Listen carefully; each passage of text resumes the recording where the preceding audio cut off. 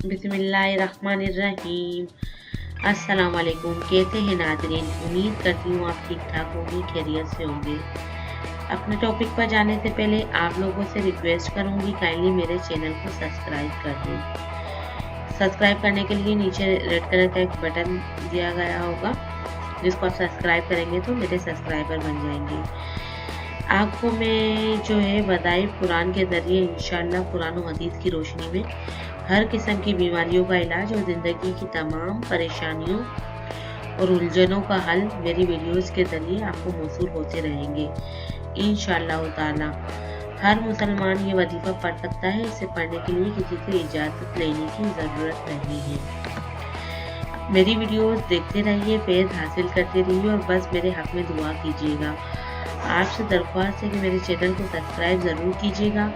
सवाल जवाब भी कर सकते हैं, कमेंट्स भी कर सकते हैं, और अगर किसी ख़ास मकसद के लिए वजीफ़ा चाहिए तो उसके लिए भी आप लिख के भेज सकते हैं। तो मैं आपको दूसरा तरीका बता दूँगी उसके पढ़ने का। तो लोग बहुत थक जाते हैं और फिर होता कुछ नहीं है मेडिसिन से। तो अल्लाह के कलाम में बहुत बड़ी ताकत है। अगर आप इसको दिल से पढ़ेंगी या पढ़ेंगे तो इंशाअल्लाह ताला आपके घर में बरकतें भी नाज़िल होंगी और गैब की मदद होगी, अल्लाह की मदद होगी। और इसके लिए मैं चंद ज़रूरी बातें बराए कामिल और वज़ाइफ के लिए मैं बता दूँ कि नमाज़ पाबंदी से अदा करें, फ़िरक़ों में ना पढ़ें, तमाम इंसानों और हर कलमा गो से मोहब्बत करें, आपस की नफ़रतों को ख़त्म करें और अच्छे मुसलमान बनें। झूठ ना बोलें, किसी भी तरह की चोरी ना करें, सलाम करने में पहल करें, चाहे उम्र में आपसे छोटा क्यों ना हो। वालिदैन, बीवी, बच्चों, रिश्तेदारों और पड़ोसियों का ख्याल रखें। इसके अलावा गीबत, तकब्बुर, घमंड ना करें और सदका खैरात किया करें। अब मैं अपने टॉपिक पर जाऊंगी, लेकिन फाइनली आप लोगों से यही रिक्वेस्ट है कि मेरी वीडियोस आपको अच्छी लगे तो आप मेरे चैनल को सब्सक्राइब करना नहीं भूलिएगा, ठीक है। उम्मीद करूँगी कि मेरी हर वीडियो ही अच्छी हो वज़ाइफ से रिलेटेड। तो आपको पढ़ना है, बस सच्चे दिल से पढ़ना है।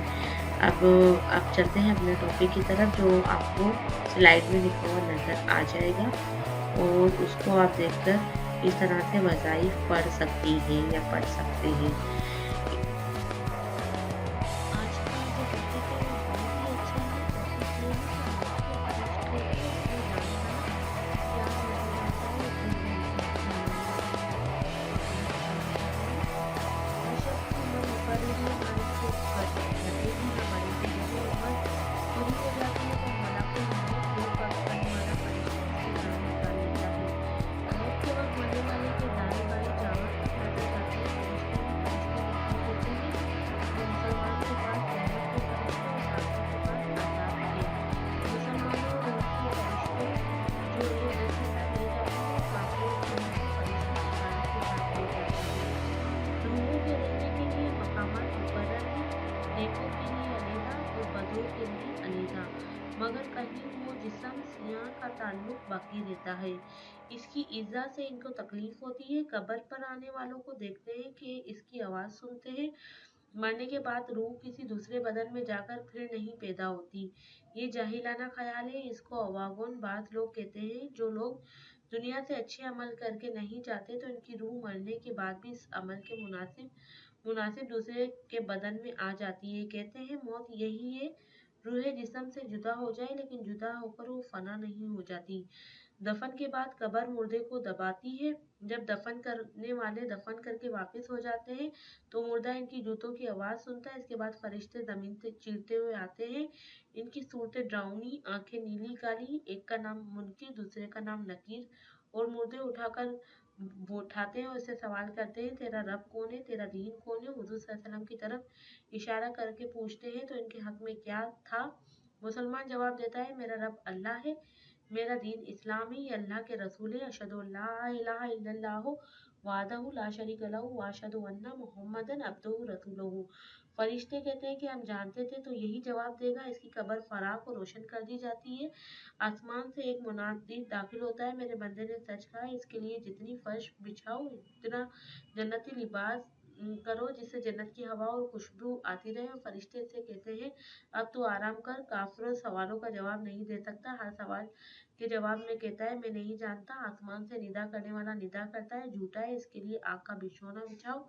आग का लिबास पहनाओ, दोज़ख की तरफ दरवाज़ा खोल दो, इससे दोज़ख की गर्मी और लपट आती है और इस पर फरिश्ते मुकर्रर कर दिए जाते हैं जो लोहे के बड़े-बड़े गर्ज़ों वज़नी हथौड़ों से मारते हैं और अज़ाब देते हैं। आओ कौन लोग मानते हैं? हिंदू। क्या कब्र हर मुर्दे को दबाती है? अंबिया सल्लल्लाहु अलैहि वसल्लम मशनी है, शामिल नहीं। इनके सिवा सब मुसलमानों को भी कब्र दबाती है और काफिरों को भी, लेकिन मुसलमानों को दबाना शफ़क़त के साथ होता है, जैसे माँ बच्चे को सीने से लगा कर चिमटा है, और काफिरों को सख्ती से, यहाँ तक कि पसलियाँ इधर से उधर हो जाती हैं, यानी एक दूसरे में पेवस्त हो जाती हैं। क्या कुछ लोग ऐसे भी हैं जिनसे कब्र में सवाल नहीं होता? हाँ, जिनको हदीस शरीफ में मश्तना किया गया है, जैसे अंबिया अलैहिस्सलाम और जुमातुल मुबारक और रमजानुल मुबारक में मरने वाले मुसलमान। कब्र में अजाब फक्त काफर पर होता है या मुसलमान पर भी? कब्र काफर तो अजाब में ही रहेंगे और बाद मुसलमान गुनहगार पर भी अजाब होता है। मुसलमानों के सदक़ात, दुआ, तिलावत कुरान और दूसरे सवाब पहुँचाने के तरीकों इसमें तख़फ़ीफ़ कमी की जाती है और अल्लाह ताला अपने करम से इस अजाब को हटा देता है। बाज़ के नज़दीक मुसलमान पर से कब्र का अजाब जुमे की रात आते ही हटा दिया जाता है और जो मुर्दा दफन नहीं किए जाते इनसे भी सवाल होता है। हाँ, वो वहाँ दफन किया जाए या ना किया जाए या इससे कोई जानवर रखा जाए, हर हाल में इससे सवाल होता है और अगर काबिल अज़ाब है तो अज़ाब भी। वीडियो अच्छी लगे तो इसे लाइक करें, सब्सक्राइब करें और प्लीज़ जज़ाकल्लाह दूसरे लोगों के साथ शेयर करें। अल्लाह हाफ़िज़।